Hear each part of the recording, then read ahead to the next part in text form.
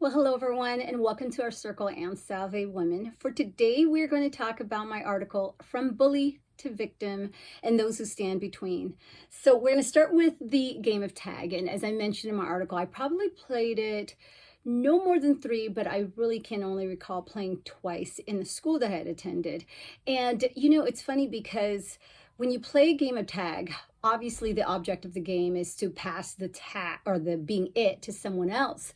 But that it, I realize in life, has so much more of a deeper meaning than just the term itself. It's what you're carrying. It's this feeling of you don't want to be it. And so therefore you are quick, or you're wanting to hurry up and deliver that label to someone else by tagging them. And to me, it just, it wasn't a game that I enjoyed. And maybe I know there's a movie, and we've watched it. We thought it was hilarious, that is entitled Tag. And I think how fun to make it a comedic type of a story, right? Where it's something that it gets passed on, throughout life with your friends, and perhaps even down to your children in eventually. And just being able to recall moments where you had that type of fun. And I thought the movie did such a remarkable job of doing it in that way, where it was somewhat harmless, because everybody knew they were in on it. And of course you saw that there are some parts that were a little bit out there, but how fun it was to watch that movie and find some good humor in it. Now in real life, however, I just remember when you get tagged, it's this feeling like, as soon as I heard people going na na na na na, you can't tag me. I don't even know. It's funny how that gets embedded in you for you to remember. That's what I recall. And I remember not liking that feeling, and just thinking to myself, I'm here trying to pass on this it label to someone else, and I don't even like that feeling where I get to pass it to someone else, because if I don't like it, why would I pass it to someone else? And so for me, it was just one of those where I was like, I could go play tetherball, I could do other things. I could do what I normally do, is just walk around by myself anyway and just do me. There are things that you just, in life, you just realize, I don't have to play this game. And so we start off with the victim, because to me, a true victim is one that hasn't asked to be a victim. They find themselves in a circumstance, in a situation where they just know, I've got to get through this. I don't even have time to talk it over with other people. I don't need anyone to know. I don't need to divulge whatever it is that got me here, or whatever it was that I thought that got me here, or whatever it is that I was diagnosed with, or whatever. It's not anyone else's worry. I'm just going to get over it, and just remembering the pandemic and going through the COVID. And I remember I knew I had it before I even had enough energy to test it. And I told my students, because at that time we were virtually learning, and I told them, guys, I really think I have COVID, and you guys are going to have to take over today, okay? Because I'm hardly able to, be able to read. Honestly, it was like taking a breath and about a half an inch. And I remember writing an article about that, because I didn't want to remember it. It's not something you wish upon others, but I automatically just quarantined myself in this room, matter of fact, and did my best to just get whatever shut-eye I could get. And I call it shut-eye because I don't even recall it being sleep, just to be able to breathe. And remembering this one article where you ended up having to sleep on your stomach so you could breathe. So those are moments where you just like, goodness, you get victimized, but you handle it, and you don't do anything but go through the motion to then get rid of it, and then speak of it later if you even so please, or just be thankful that it's over with, and that you would never wish it upon someone else, but have had the experience to know, so that you now have the compassion to understand that you can suffer with people, knowing that you know what it feels like. And that to me is a victim.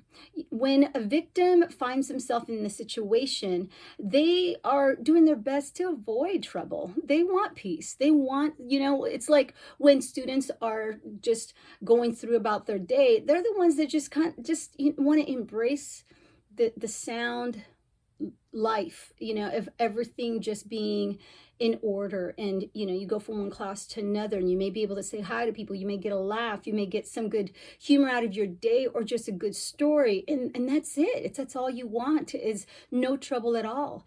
And typically, when you know what it feels like to then be a target, you don't ever want that feeling. So you're always trying to dodge it. And unfortunately, those are the ones sometimes that get victimized, right? I mean, here comes the other role that we're going to talk about next, is then they want to take away that shine, that light, that peace in you, because it perhaps is something that they are lacking, or that they know by getting a little out of you, then it is a sense of empowerment to instill whatever fear that they can upon you. And to me, that's like playing the game of tag. Is like everyone's running from the person who's it, because you don't want to be tagged. That's in your mind, you're thinking to yourself, you don't want to be it. And yet, all of a sudden, when you do become it as a victim, you tell yourself, I didn't ask to be.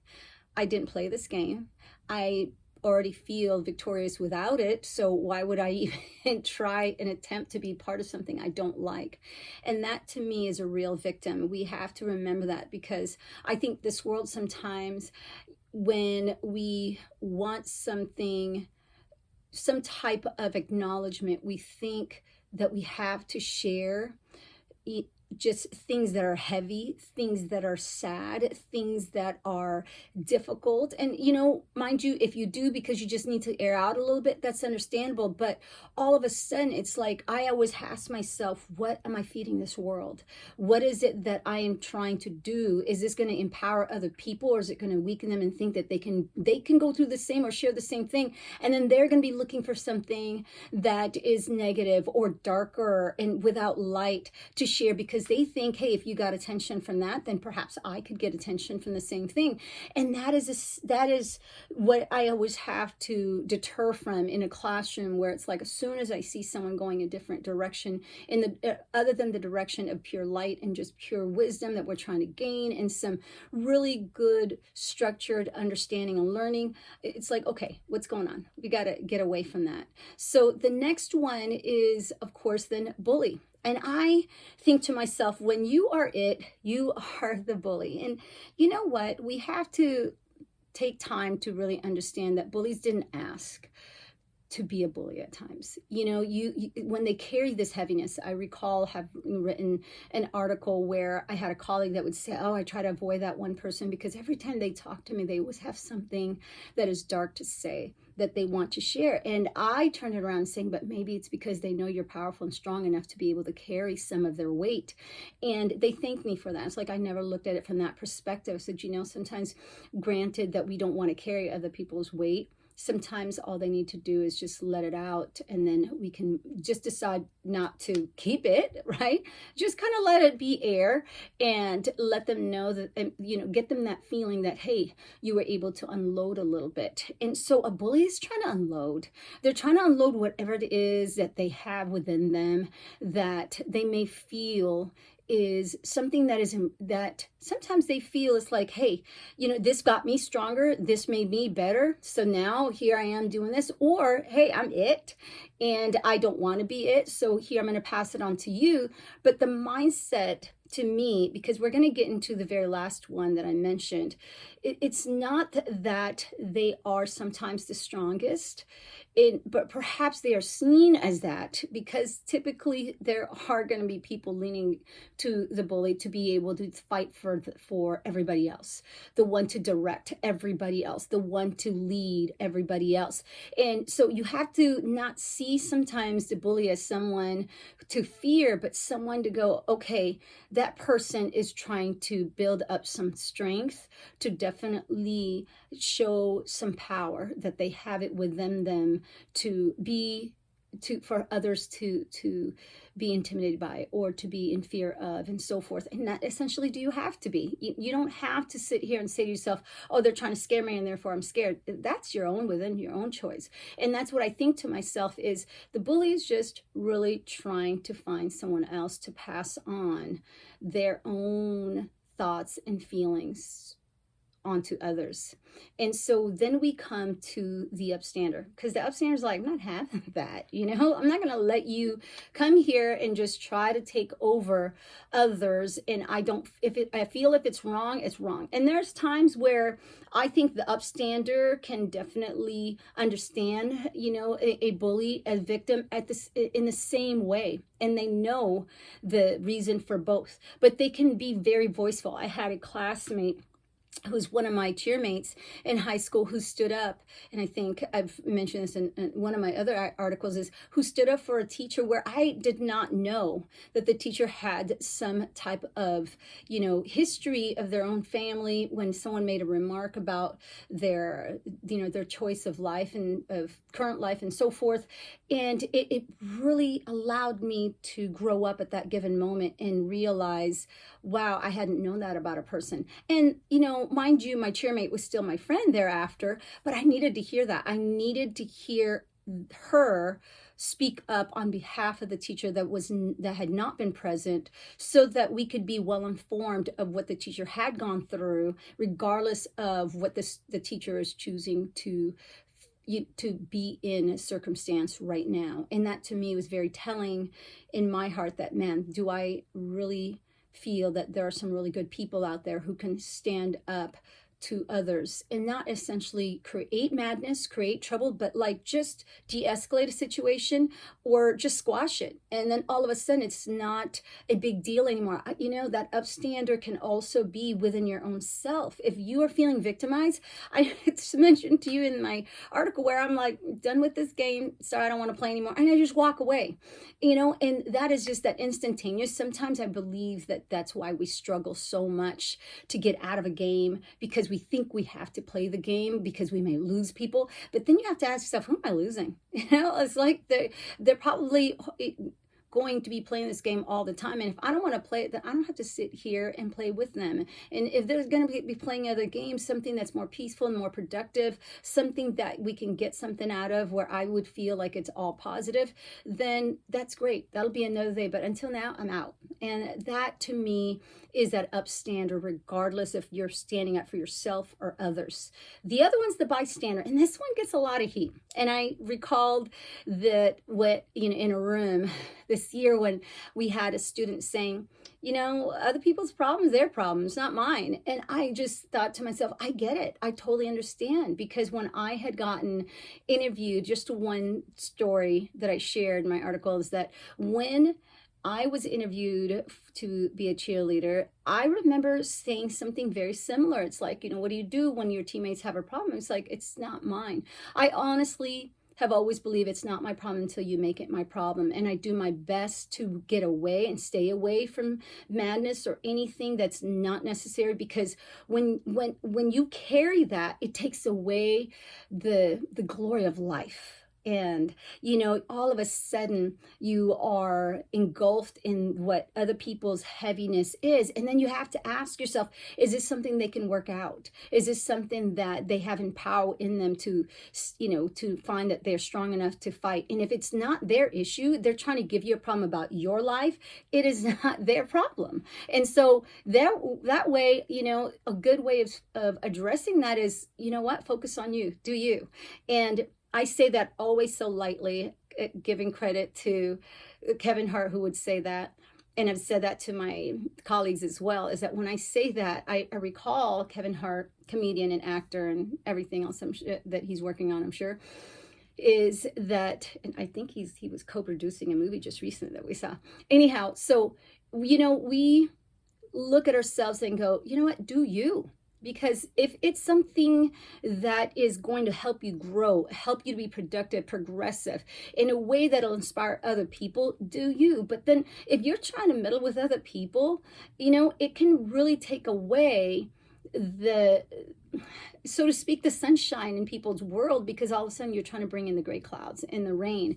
But for what reason? Why is it, if we can have the sunshine, if we can have just peace and harmony, and everyone's harvesting, from what they have sown, now we're reaping from it in all goodness. Why is it that people try to sow things that are fabricated, exaggerated, to a point where it's like you look back and go, how did we get here? How in the world did we get here? And so that comes to the last one, because again, bystander simple, right?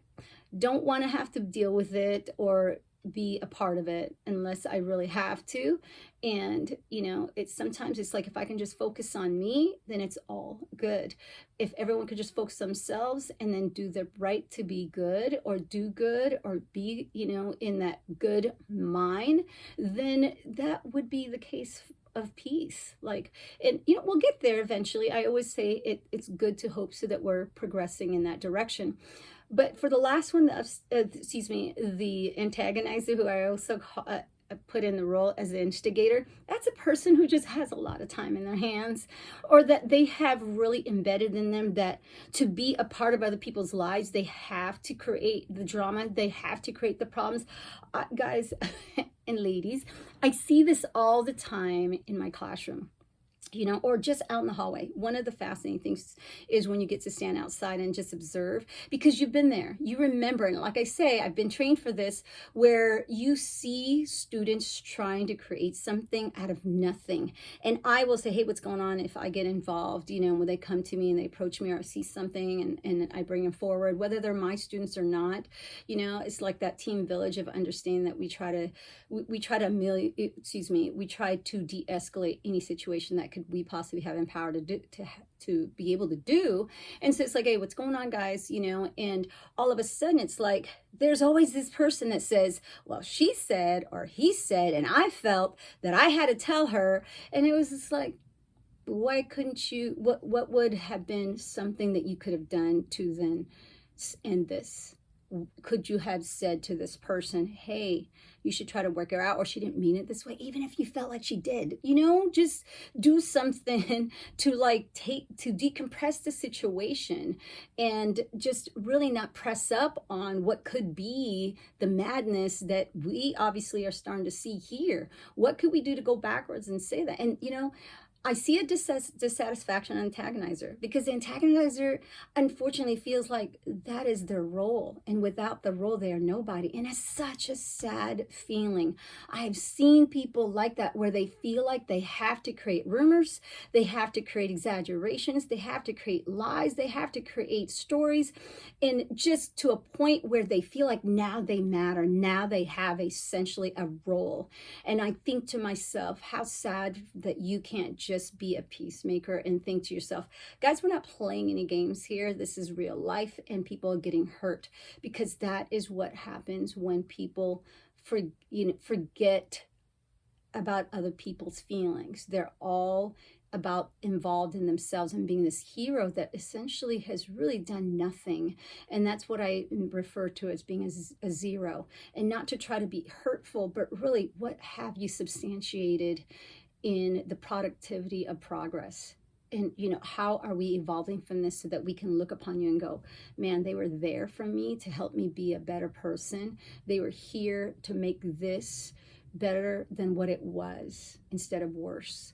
And that is something that we need to remember, because we look at a bully and we think, bad guy, bad girl, or whatever role that we picture them to be, as choosing to do bad things.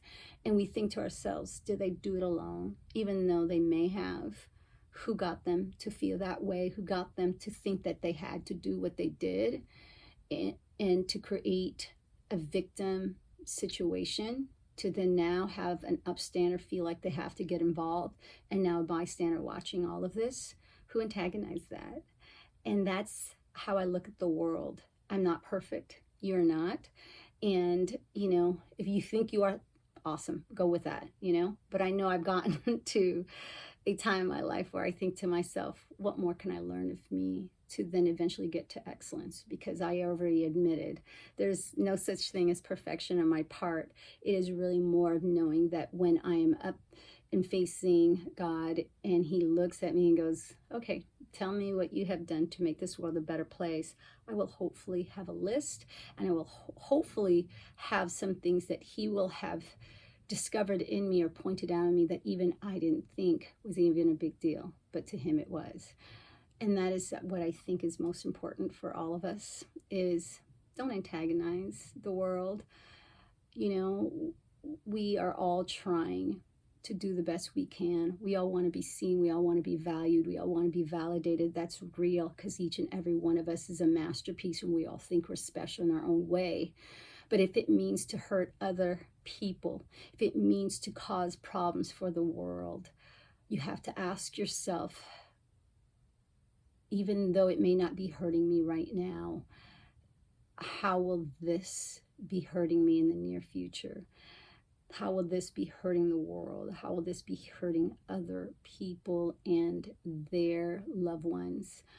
Have I contributed to madness, or have I contributed to goodness?